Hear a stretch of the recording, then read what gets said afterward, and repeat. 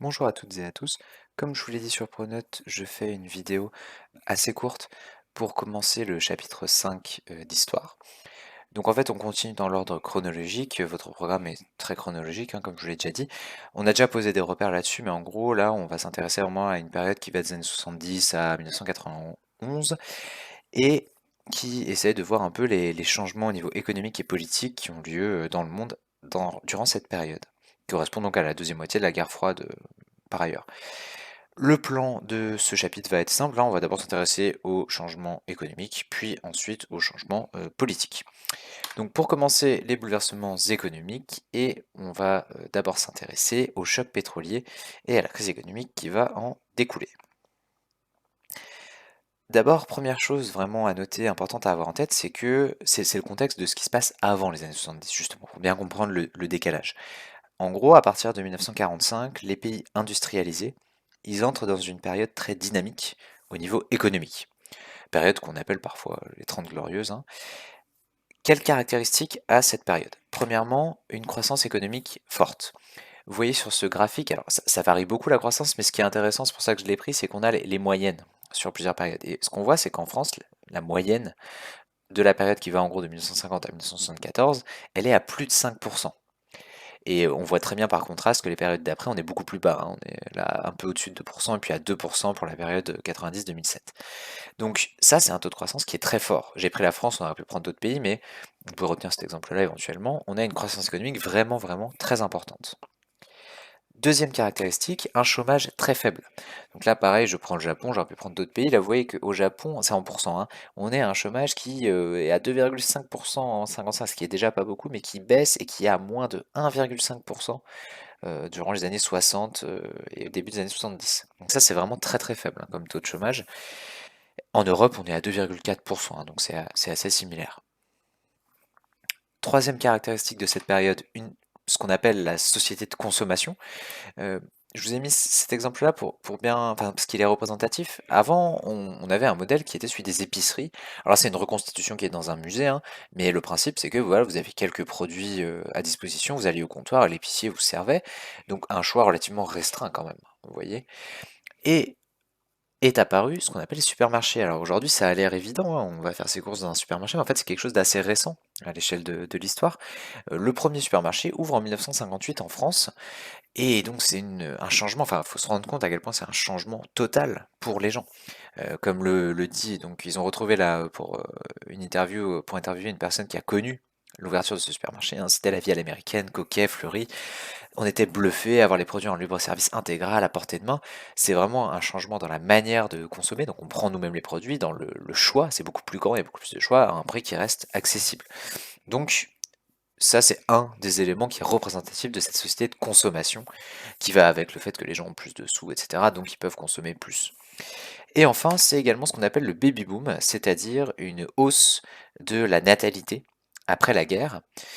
Bon, les causes sont pas forcément très claires, mais ce qu'il faut retenir, hein, c'est qu'il y a une période comme ça, là j'ai mis les États-Unis, mais c'est pareil dans tous les pays, où le taux de natalité est assez fort.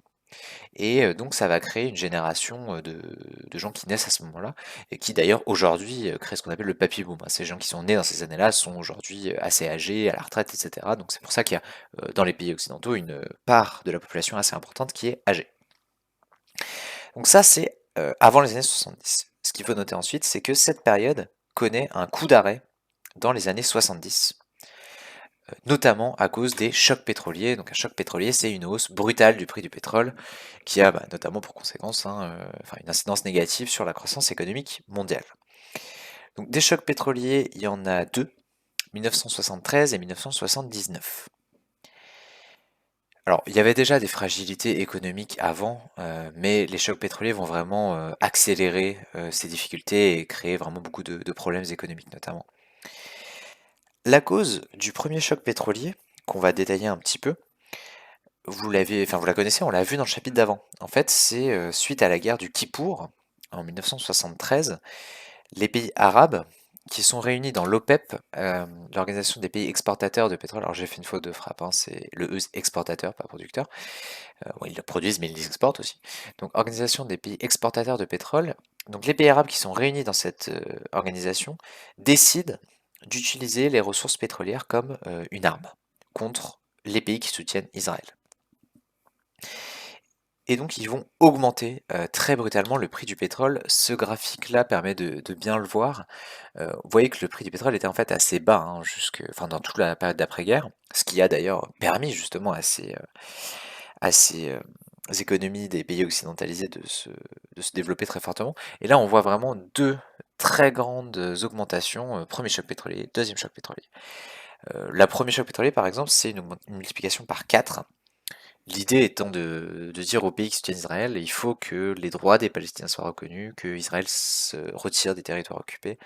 Et il y a aussi, donc deux choses, hein, en 73, une augmentation du prix du pétrole et un embargo envers les pays considérés comme ennemis, donc notamment les États-Unis et les Pays-Bas. Donc c'est un changement assez important et j'aime bien cette citation là du ministre chargé du pétrole saoudien, donc un poste très important pour l'Arabie Saoudite, qui à la télévision française déclare: si vous ne changez pas votre politique de soutien à Israël, l'Europe va souffrir. Donc ici, ça nous montre bien que il y a une idée importante, hein, qu'il faut vraiment que vous ayez en tête. Le pétrole devient une arme politique. Et cette caricature sortie en 73 le montre bien. Vous avez ici le roi Faisal d'Arabie Saoudite qui tient un pistolet et ça c'est un baril de pétrole en fait, et qui menace les dirigeants des principales économies, des principales puissances, hein, donc la RFA, la France, les États-Unis, le Royaume-Uni. Donc c'est une arme très importante qu'ils vont décider de faire. En fait, pour préciser, vous n'êtes pas obligé de rentrer dans ce niveau de détail, mais pour vous expliquer, avant, le prix du pétrole, il était fixé par les compagnies et ces compagnies, elles étaient pas, par exemple pour l'Arabie Saoudite, il y avait des compagnies qui venaient des États-Unis, du Royaume-Uni, qui exploitaient le pétrole. Alors ils reversaient une petite part de l'argent au pays, mais c'était eux qui décidaient un peu des prix, etc. Là, les pays pétroliers décident que ce sera eux qui fixent unilatéralement les prix. Et donc vous avez cette augmentation très importante du prix du pétrole en 73 puis en 79. Le deuxième choc pétrolier, lui, il est provoqué par la révolution iranienne. Puis ensuite, il y a la guerre Iran-Irak. Je ne détaille pas trop parce qu'on va reparler de la révolution iranienne plus tard dans le cours. Pour comprendre un peu les conséquences de ces chocs pétroliers, je vous demande de regarder la vidéo dont je vous ai mis le lien sur Pronote, il est aussi dans la description de la vidéo, et de répondre à cette question: quelles sont les conséquences du choc pétrolier? Alors du choc pétrolier parce que c'est celui de 1973. Donc vous répondez à cette question de manière la plus précise possible sur votre cahier à la suite, et une fois que vous avez fait ça, vous m'envoyez une photo de tout le cours en incluant la réponse à cette question sur Pronote comme d'habitude. Voilà, donc vidéo assez courte, hein, parce qu'on a déjà fait le DS cette semaine, et une fois que vous avez fait ça, eh bien on en aura terminé pour avant les vacances, et je vous souhaite du coup de bonnes vacances.